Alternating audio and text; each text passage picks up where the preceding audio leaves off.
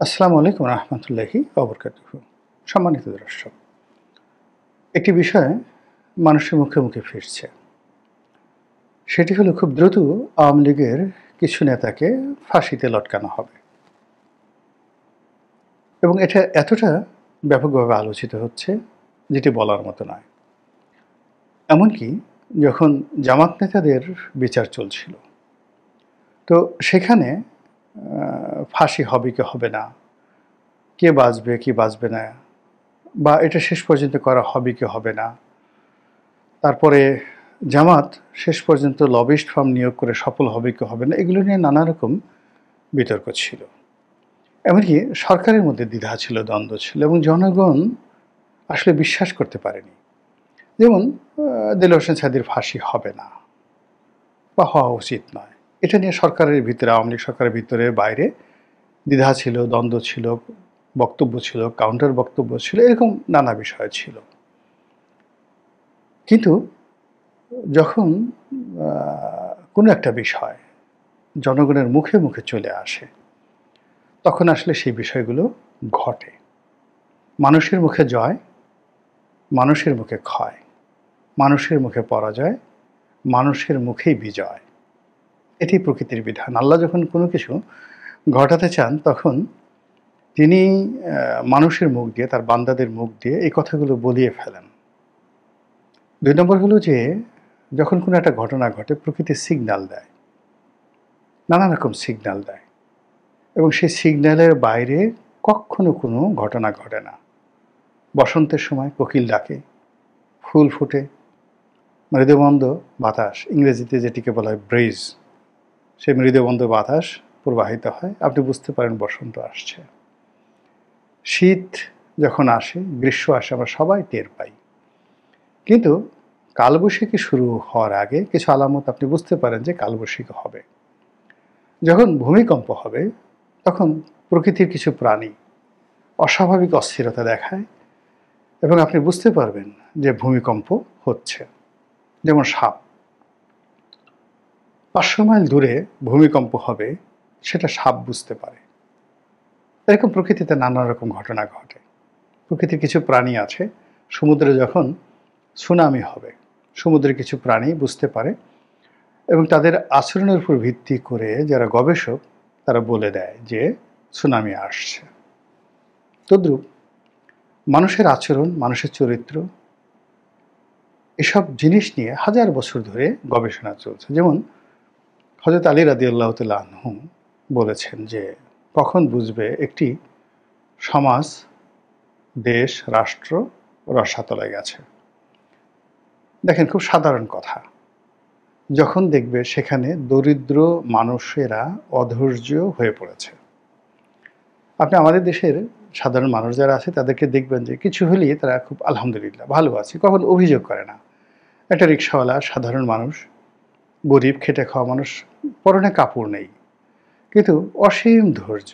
জিজ্ঞেস করলে বলবো আলহামদুলিল্লাহ, ভালো আছি, পেটে ক্ষুধা, না কোনো সমস্যা নেই, ভালো আছি।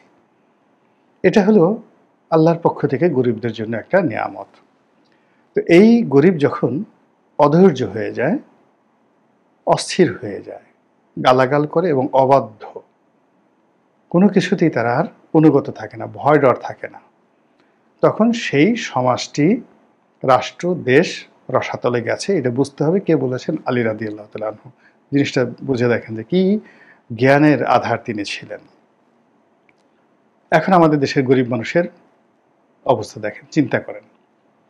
এরপর উনি বলেছেন যে ধনীরা দেখবেন কৃপণ হয়ে গেছে। এটাও একটা বিরাট ব্যাপার, সাইকোলজিক্যাল ব্যাপার। ধনীরা, আল্লাহ যখন ধনসম্পদ দেন বা কেউ যখন অর্জন করে, এমনকি ডাকাত, মানে সেও রবিনহুড হওয়ার চেষ্টা করে, চোর, সে চৌধুরী হওয়ার চেষ্টা করে যে আমি এতকাল চুরি চামারি করেছি, এখন বড় একটা বাড়ি করব, দান খয়রাত করব, আমি এখন চৌধুরী হব। তারপরে যাকে বলা হয় অন্য নিচু বংশ বা নিম্ন বর্ণ থেকে টাকা পয়সার মালিক হয়েছে, তাকে জমিদারি কিনতে হবে, তারপরে তাকে নমিনেশন কিনতে হবে, এমপি হতে হবে, মন্ত্রী হতে হবে, এই জিনিসগুলো থাকে। কিন্তু এমন একটা সময় আসে যে মানুষ আর এই জিনিসগুলো হতে চায় না। সে তার টাকাটা লুকিয়ে রাখে, খরচ করতে চায় না এবং কৃপণ হয়ে যায়। দান খয়রাত কোনো কিছু করে না। সমাজ রসাতলে যাবে। টাকা হলেই মানুষ এই ভালো কাজগুলো করতে চায়। আর যখনই একটা সমাজে টাকাওয়ালারা টাকাটা লুকিয়ে ফেলে, টাকাটা ব্যাংক থেকে সরিয়ে ফেলে, টাকাটা পাচার করে দেয়, টাকাটা সে শো করে না, ১,০০০ কোটি টাকার মালিক কিন্তু ছেঁড়া গেঞ্জি পরে সে ঘুরতে থাকে, ইট মিনস সমাজটা রসাতলে গেছে। আর অযোগ্য লোক রাষ্ট্র ক্ষমতায় বসে। মূর্খরা এখানে পণ্ডিতদের উপর আধিপত্য বিস্তার করে। বোঝার চেষ্টা করেন। তো এগুলো মানে মানুষকে নিয়ে এই কথাগুলো তো সেই ১৪০০ বছর আগে হযরত আলী রাদিয়াল্লাহু তাআলা আনহু বলেছেন। আবার আপনি যদি আরও আগে যান, এরিস্টটল, সক্রেটিস, প্লেটো, সফোক্লিস, আরও অনেকে, কনফুসিয়াস, তাও, আমাদের ভারতবর্ষের মনু, যে মনুসংহিতা থেকে শুরু করে ভারতের যে সকল বিখ্যাত বিখ্যাত পণ্ডিত রয়েছে, সে কালিদাস থেকে শুরু করে সেই বাল্মীকি, সবাই এ সকল কথা বলে গেছেন। মানুষের মুখে জয়, মানুষের মুখে ক্ষয়। তো এই মানুষের মুখ দিয়ে একটা সময় বের হয়ে গিয়েছিল যে শেখ হাসিনা পালিয়ে যাবেন, আওয়ামী লীগের পতন হবে এবং পালানোর রাস্তা পাবে না। এরকম কথা দেখেন 2022-23 সনে জনগণের মুখে বের হয়ে গেল।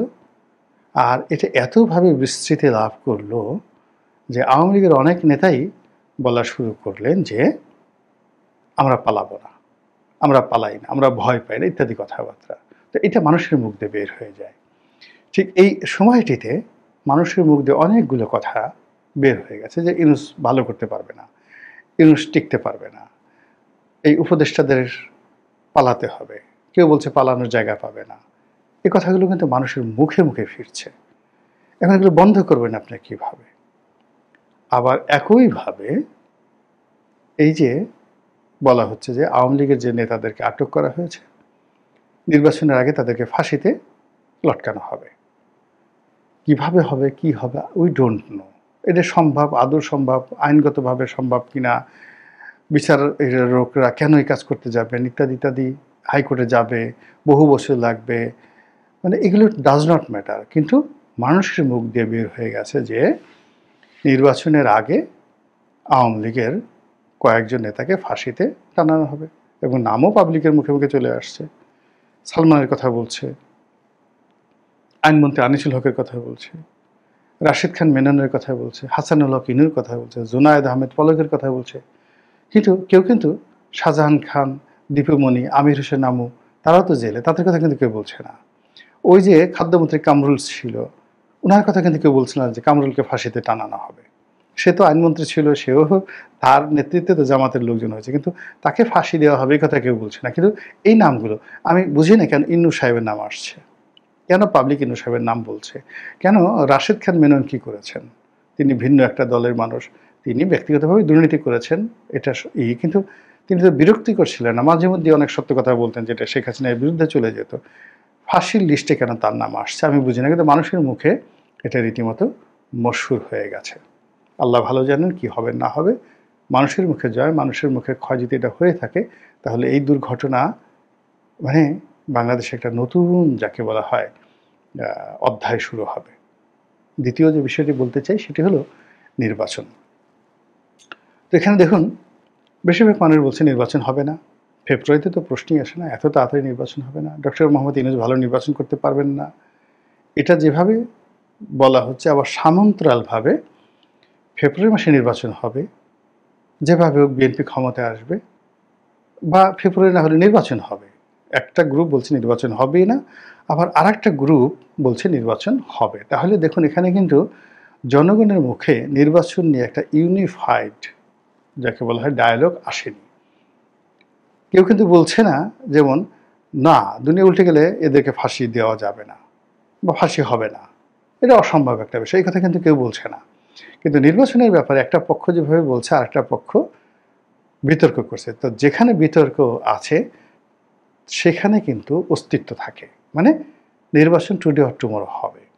কিন্তু এক পক্ষ যদি বলতো যে নির্বাচন একেবারে হবেই না এবং সবাই যদি বলতে হবে না, তাহলে সেটা নিয়ে আর একটা ব্যাপার ছিল। কাজেই নির্বাচন প্রসঙ্গটা আছে। কিন্তু যেটা ভয়ানক সেটা হলো এই যে নির্বাচনের আগে আওয়ামী লীগকে ভয় দেখানোর জন্য, আওয়ামী লীগকে নিয়ন্ত্রণ করার জন্য এবং জনগণের মধ্যে আওয়ামী বিদ্বেষ এবং আওয়ামী ভীতি তৈরি করার জন্য আওয়ামী লীগের নেতাদেরকে টার্গেট করে ফাঁসিতে ঝুলানোর যে কথা মানুষের মুখে মুখে ফুটে উঠেছে, এটাই হলো একটা ডেঞ্জারাস লক্ষণ। যারা এই কথাগুলো বলছেন বা এই যে আমরা কন্টেন্ট তৈরি করছি বা এই যে বলছি, পত্রপত্রিকায় আসছে, তারপরে বিভিন্ন সামাজিক মাধ্যমে অহরহ এই মানুষের কথাবার্তা হচ্ছে, এগুলো কিন্তু অ্যাজ এ হোল লক্ষণ কিন্তু ভালো না। এটা কোনো অবস্থাতেই লক্ষণ ভালো নয়। এর কারণ হলো তাড়াহুড়ো করে যে কোনো জিনিস করা, তারপরে প্রতিহিংসা চরিতার্থ করা এবং টার্গেট করে কোনো কাজ করলে যে ভালো হয় না। আয়নাঘরে যাদেরকে ঢুকানো হয়েছে, আপনি চিন্তা করেন, আয়নাঘরে মীর কাসিমের ছেলেকে ঢুকানো হয়েছে, গোলাম আজম সাহেবের ছেলেকে ঢুকানো হয়েছে, সালাউদ্দিন কাদের চৌধুরী সাহেবের ছেলেকে ঢুকানো হয়েছে। এখন তাদের নেতৃত্বে তারা স্বাক্ষর দিচ্ছেন এবং সেখানে ডিজিএফআই এর 5 জন মহাপরিচালক, লেফটেন্যান্ট জেনারেল পদমর্যাদার সহ প্রায় 23 জন সামরিক কর্মকর্তার বিরুদ্ধে মামলা। কল্পনা করতে পারেন? খালি একটা ঘরের মধ্যে ঢুকিয়ে তাদেরকে বাঁচিয়ে রেখেছেন আর নির্যাতন করেছেন, গান জোরে জোরে গান বাজিয়েছেন যেন তারা বুঝতে না পারে। তার পরিণতিতে যদি এটা হয়, তাহলে খুব তাড়াহুড়ো করে এই যে ইনু সাহেব, মেনন সাহেব, মানে যাদের নাম ফাঁসির তালিকায় এসে যে ভাইব তৈরি করা হয়েছে, এটা হবে কি হবে না আল্লাহ ভালো জানেন। যেহেতু মানুষের মুখে উঠে গেছে, এই জন্য আমি খুব আতঙ্কগ্রস্ত। কিন্তু যেটা যদি হয়, এটা যদি হয়, আগামীতে এটার যে ইফেক্টটা হবে, সাইড ইফেক্টটা হবে, আফটার ইফেক্টটা হবে, এটা এতটা ভয়াবহ, এতটা ভয়ঙ্কর হবে, যেটা পুরো আমাদের সমাজের ভিত্তিমূলকে নাড়িয়ে দেবে। সমাজের ভিত্তিমূল নড়লে রাষ্ট্রের ভিত্তিমূলও কিন্তু নড়ে যাবে। মহান আল্লাহ ভালো জানেন। শুধু যে বিষয়গুলো আমি জানি বা আমি শুনেছি, সেই কথাগুলো বললাম। ভুল ত্রুটির জন্য আল্লাহর কাছে মাপ চাই। আসসালামু আলাইকুম ওয়া রাহমাতুল্লাহি ওয়া বারাকাতুহু।